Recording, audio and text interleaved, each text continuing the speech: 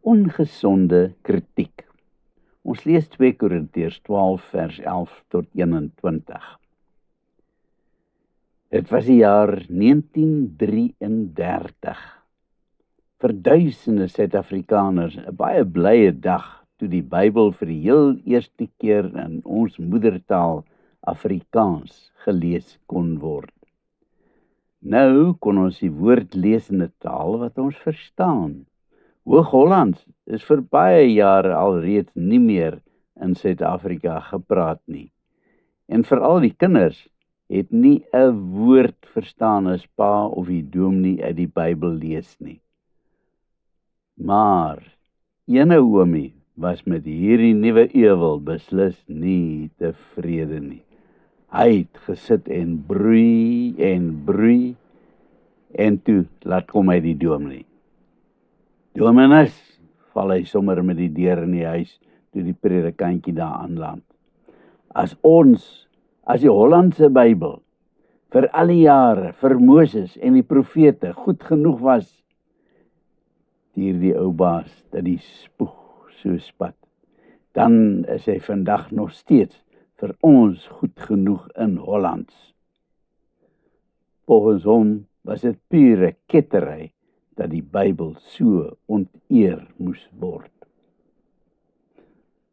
Kritiek kan 'n baie goeie ding wees, solank dit gesond en deurdag is.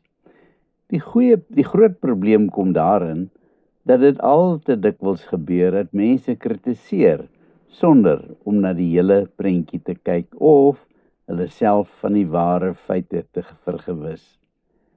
Ek dink ons is dalk almal tot 'n mindere of meerdere mate daaraan skuldig. Dis soos om die Bybel te verwerp omdat daar teenstrydighede in is. Maar as jy dit doen, dan gaan jy jammerlik by die boodskap van die Bybel verby. Vat maar byvoorbeeld die verhaal van Jona. Sommige mense verwerp dit as 'n blote storie, omdat daar dinge in die verhaal is wat net eenvoudig nie sin maak nie. So is byvoorbeeld die tyd waarin die verhaal afspeel. Maar maak dit werklik saak of Jona werklik geleef het en of hy 'n fiktiewe karakter was? Nee, dis nie waaroor dit gaan nie.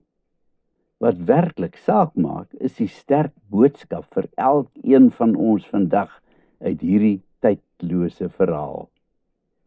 En terloops, of jy met my saamstem of nie, ek glo dat die verhaal van Jona wel waar is, tensy iemand natuurlik baie duidelik die teendeel vir my kan bewys.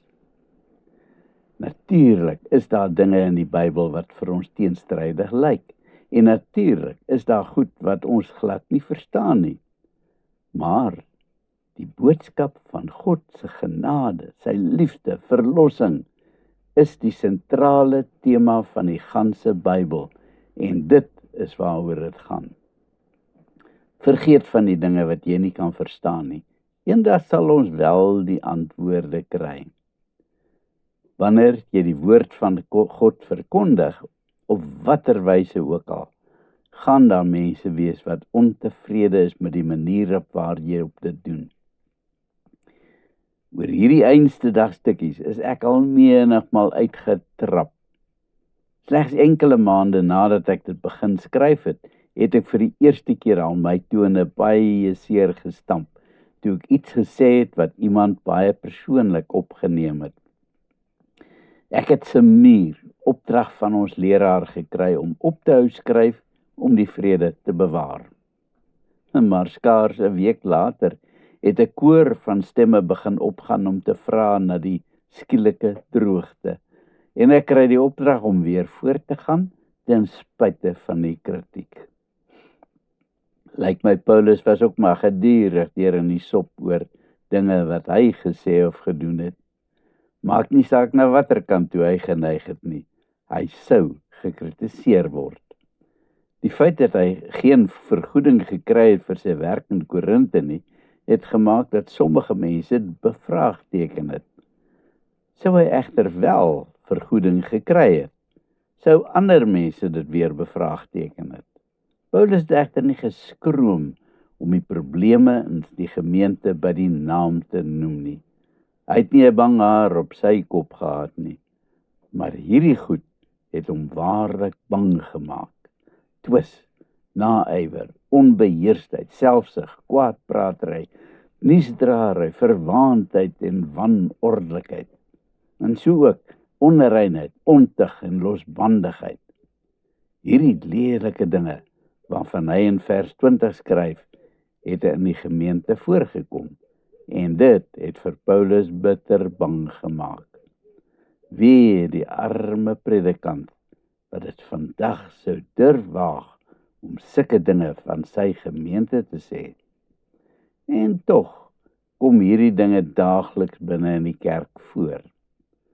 Maar as jy daaroor gaan praat, dan is jy in die moeilikheid, want dan sê jy kwansous lasterlike dinge van die gemeente. Maar dis nie net die predikers wat gekritiseer word oor dinge wat hulle sê nie. Ek en jy, gewone gelowiges, moet ook leer om die woord onverskrokke uit te dra en nie kleinserig te wees wanneer mense ons begin kritiseer nie. Kritiek en selfs verwerping is te wagte as jy ernstig is om die evangelie uit te leef en daaroor te praat. Tydig en ontydig moet ons die evangelie verkondig en die goeie naam van God verdedig. In Paulus se tyd is mense selfs doodgemaak en wreed gemartel as hulle dit sou doen. Maar hulle het steeds voortgegaan en onverskrokke hulle geloof uitgeleef.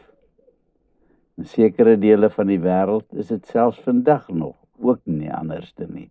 En mense word wreed vervolg vir hulle geloof. Ek en jy het dit baie maklik.